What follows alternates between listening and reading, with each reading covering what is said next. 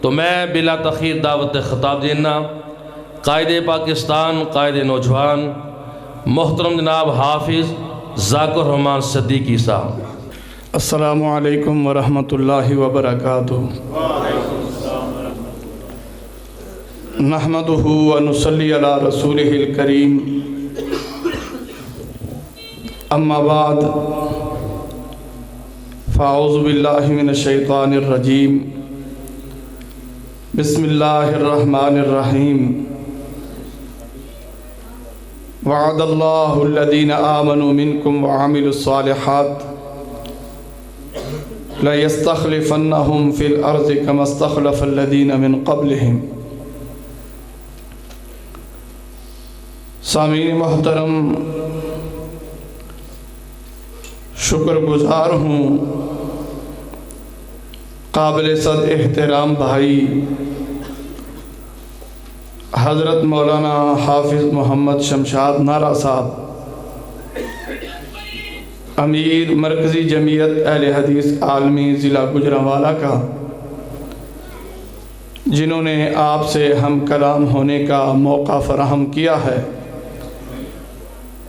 رب کے حضور دعا گو ہوں کہ اللہ تعالیٰ آپ سب سمیت میرے اس بھائی کو صحت و سلامتی، عزت و آبرو، نیکی و تقوی، خیر و عافیت والی لمبی زندگی عطا فرمائے۔ سامعین محترم، جیسا کہ آپ سن چکے کہ آج ہم تقریب تکمیل قرآن کے سلسلہ میں یہاں جمع ہیں۔ بڑی ہی مبارک مجلس ہے، اللہ کے ہاں اس مجلس کی بڑی ہی قدر و قیمت ہے۔ اتنی عظیم مجلس کہ اس میں شرکت کرنے والا ہر فرد اللہ کی رحمت سے محروم نہیں رہتا۔ جب اس مجلس کی رپورٹ ملائکہ اللہ تعالیٰ کے پاس لے کے جاتے ہیں، رب العالمین کی طرف سے اعلان ہوتا ہے کہ اس مجلس کے تمام شرکاء کو میں نے معاف کر دیا ہے۔ کہا جاتا ہے اللہ تعالیٰ فلاں آدمی اس مجلس میں شرکت کی غرض سے نہیں بلکہ اپنے کسی کام سے آیا تھا، اتفاقیہ اس کی شرکت ہوئی ہے۔ جواب ملتا ہے کہ یہ محفل اتنی بڑی محفل ہے، اس مجلس کی قدر و قیمت ہی اتنی بلند ہے کہ اس میں شرکت کرنے والا کوئی بھی فرد وہ میری رحمت سے محروم نہیں ہو سکتا، میں نے اسے بھی معاف کر دیا ہے۔ خوش نصیب ہیں آپ کہ اللہ رب العزت نے آپ کو توفیق بخشی، مسجد میں آئے اور اس عظیم الشان تقریب میں آپ نے شرکت فرمائی۔ قابل صد احترام بیٹے حافظ محمد سعد صاحب اور ان کے ساتھی نے آج قرآن مجید حفظ مکمل کیا ہے۔ اللہ تعالیٰ سے دعا کیجئے کہ اللہ تعالیٰ ان دونوں بیٹوں کو بعمل عالم دین بنائے، کتاب و سنت کا داعی بنائے، اسے اللہ تعالیٰ بہت بڑا مجاہد بنائے۔ اور اس موقع پہ آج آپ سب یہ عہد کریں، اللہ تعالیٰ سے یہ وعدہ کریں کہ اپنی اولاد میں سے ایک بچے کو ہم نے ضرور حافظ قرآن بنانا ہے۔ اپنے بچوں میں سے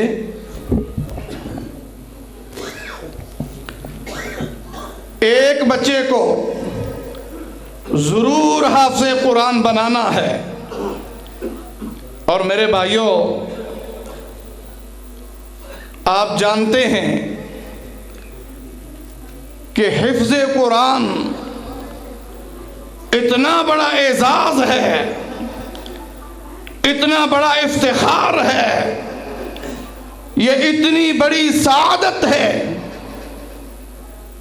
کہ یہ سعادت نصیب والوں کو ملا کرتی ہے، جن کے نصیب ہرے ہوں انہیں یہ سعادت نصیب ہوتی ہے، اور اس سعادت کی قدر و قیمت کا پتہ چلے گا آنکھیں بند ہونے کے بعد۔ آنکھیں بند ہونے کے بعد جب منو مٹی نیچے تنہا اندھیری قبر میں پڑے ہوں گے، اس وقت ہمیں اس عظیم کام کی قدر و قیمت کا پتہ چلے گا۔ تو آج بھائیو سب نے یہ عہد کر کے جانا ہے، اس سعادت سے محروم نہ رہنا، کہ انشاءاللہ تعالی اپنی اولاد میں سے ایک بچے کو ہم نے ضرور حافظ قرآن بنانا ہے انشاءاللہ تعالی۔ بھائیو آپ اپنے ملکی حالات دیکھ رہے ہیں کہ آج ہمارا ملک وطن عزیز کن حالات سے گزر رہا ہے۔ پوری دنیا میں آج امت مسلمہ جن مسائل سے دوچار ہے، جس تکلیف سے گزر رہی ہے، ماشاءاللہ آپ بخبر حضرات ہیں، آپ جانتے ہیں کہ دنیا میں جہاں کہیں بھی آپ کو بہتا ہوا لہو نظر آتا ہے، وہ لہو کسی ہندو، یہودی، عیسائی کا نہیں بلکہ مسلمان کا ہوتا ہے۔ بھائیو وجہ کیا ہے؟ آج ہم اتنے کمزور کیوں، بے بس کیوں ہیں؟ عالم کفر میں اتنی جرت پیدا کیوں ہوئی کہ آج وہ بے خوف و خطر مسلمانوں پہ چڑھ دوڑا ہے؟ اسے یہ جرت کس نے دی ہے؟ اسے یہ جرت ہم نے خود دی ہے۔ اللہ رب العزت کا وعدہ تھا وَأَنْتُمُ الْأَعْلَوْنَ إِن كُنْتُم مُؤْمِنِينَ، اگر تم قرآن مجید کے ساتھ اپنا تعلق جوڑ کے رکھو گے، قرآن مجید سے اپنا تعلق اگر تم قائم رکھو گے، اگر تمہارے دلوں کے اندر ایمانی غیرت اور حمیت ہوگی، ایمان کی شمع روشن ہوگی، ایمانی غیرت موجود ہوگی، اللہ فرماتے ہیں میرا تمہارے ساتھ یہ وعدہ ہے کہ عالم کفر کو میں اتنی جرت نہیں دوں گا کہ وہ تم پہ غالب آ سکے۔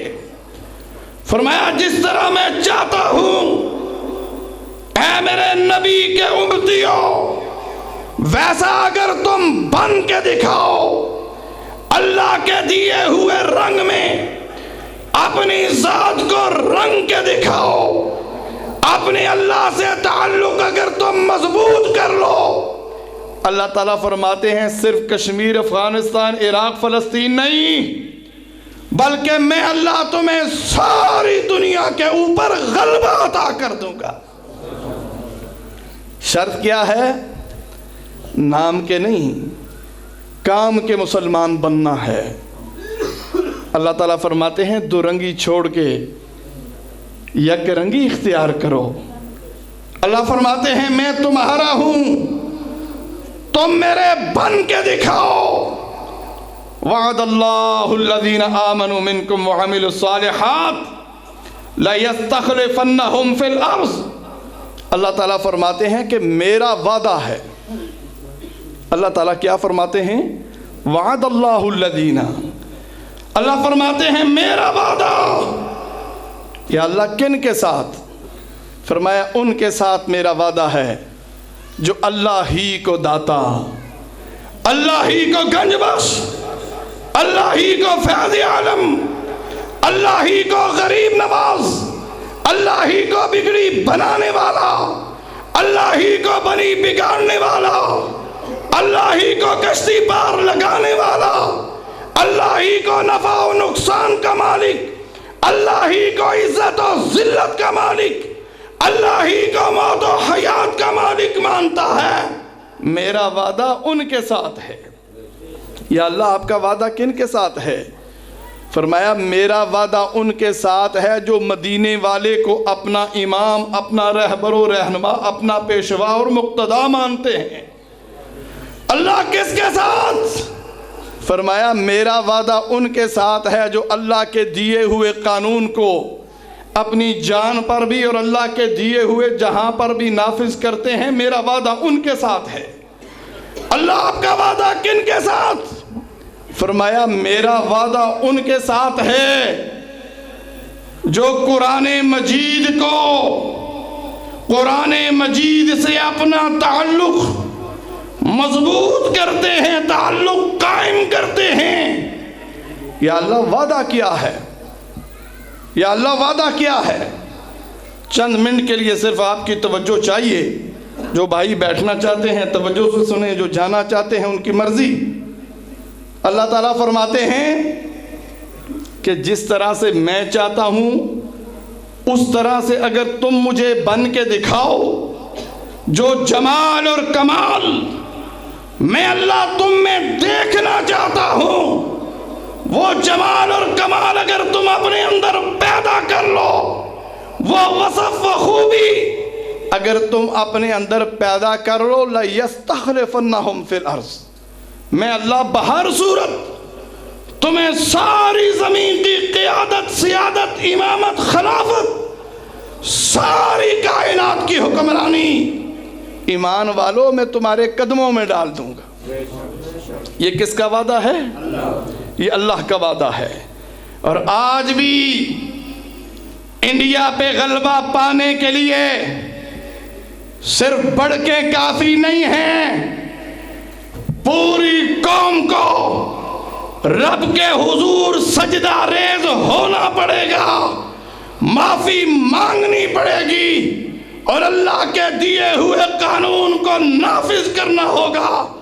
رب اکبر کی قسم اٹھا کے کہتا ہوں، اگر ہم سب رب کے حضور پیش ہو جائیں، اب مجرم کی حیثیت سے پیشی ہو جائے، معافی مانگیں، اللہ کے فضل و کرم سے انڈیا کو ہم نیست و نابود کر دیں گے۔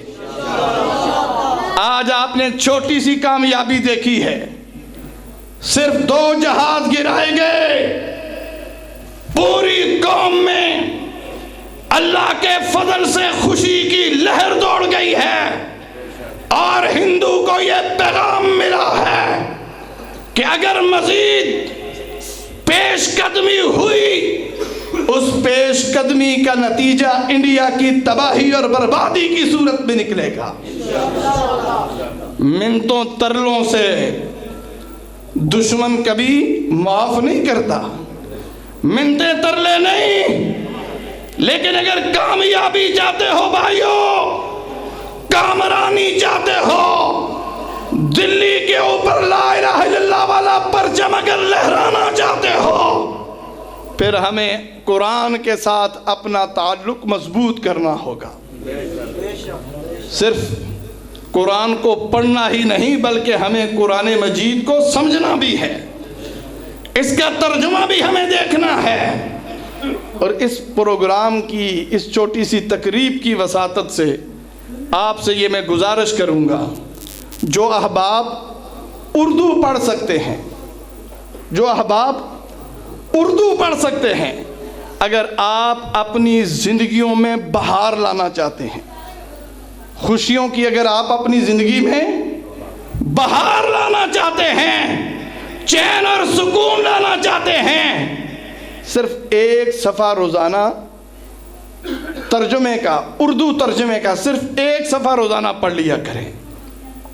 اس پہ 10 منٹ آپ کے نہیں لگیں گے، لیکن آپ دیکھیں گے آپ کی زندگی میں انقلاب آ جائے گا، آپ کے دل میں بہار آ جائے گی۔ اور جتنے بھی یہ چھوٹے چھوٹے مسائل، ہمارے جو گھریلو مسائل ہیں، چاہے وہ مالیات کے مسائل ہیں، اولاد کے مسائل ہیں، کاروباری مسائل ہیں، اللہ کے فضل و احسان سے ہر طرح کے مسئلوں سے آپ کو نجات مل جائے گی۔ یہ قرآن مجید، یہ کتاب مسائل کا حل ہے، ان میں جملہ مسائل کا حل اس قرآن مجید میں موجود ہے۔ جو بیمار ہے اسے بھی چاہیے قرآن کے ساتھ اپنا تعلق قائم کرے، اللہ رب العزت شفا عطا فرما دے گا۔ تو میرے بھائیوں، آج ہم جو مسائل کا شکار ہیں، امت مسلمہ جو ذلت و رسوائی کا شکار ہے، اس کی بنیادی وجہ یہی ہے کہ ہم نے قرآن مجید کے ساتھ اپنا تعلق توڑ لیا ہے۔ اور جناب رسول اللہ صلی اللہ علیہ وسلم کا پیغام ہے ہم سب کے لیے، فرمایا ان اللہ یرفع بہذا الکتاب اقواما ویضع بہ آخرین۔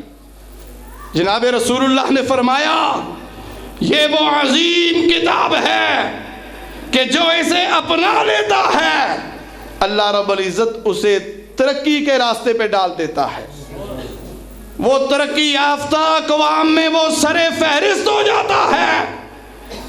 عالم کفر پہ غلبہ پانے کے لیے معیشت کے میدان میں، معاشرت کے میدان میں، تہذیب کے میدان میں، جنگی میدان میں، خدمت خلق کے میدان میں اگر غلبہ چاہتے ہو تو پھر قرآن مجید کے ساتھ اپنا تعلق قائم کرنا ہوگا۔ اللہ تعالیٰ فرماتے ہیں جو قائم کر لیتے ہیں میں اس دنیا میں بھی انہیں اونچا مقام عطا کر دیتا ہوں، پھر میں انہیں دنیا کی قیادت عطا کر دیتا ہوں، پھر میں انہیں دنیا کی امامت عطا کر دیتا ہوں، پھر میں انہیں دنیا کی سیادت عطا کر دیتا ہوں۔ اور فرمایا جو میری اس کتاب سے منہ موڑ لیتا ہے، ایمان رکھنے کے باوجود چومنا چاٹنا تو اپنی جگہ، فرمایا جو اس سے انحراف کرتا ہے، منہ موڑتا ہے، جو اس سے اپنا تعلق کمزور کر لیتا ہے، اللہ تعالیٰ فرماتے ہیں کہ پھر اسے میں پستیوں میں دھکیل دیتا ہوں، پھر وہ اونچا نہیں ہو سکتا، اونچا وہی ہوگا، حقیقی کامیابی اور کامرانی اسے ہی ملے گی، حقیقی رفعت اور عظمت اسے ہی نصیب ہوگی جو اللہ تعالیٰ کی کتاب کے ساتھ اپنا تعلق مضبوط کرے گا۔ تو اس لیے میرے بھائیوں، میری آپ سے یہی گزارش ہے، آج کی اس تقریب کا یہ پیغام اپنے پلے باندھ لیجئے کہ اپنی اولاد میں سے انشاءاللہ تعالیٰ ایک بچے کو ہم نے کیا بنانا ہے۔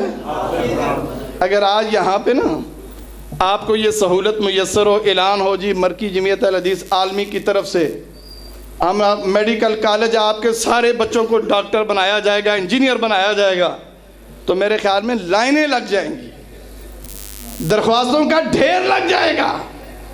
اس سے کیا پتہ چلتا ہے کہ عملی طور پہ قرآن سے زیادہ اہمیت ہم کسے دیتے ہیں؟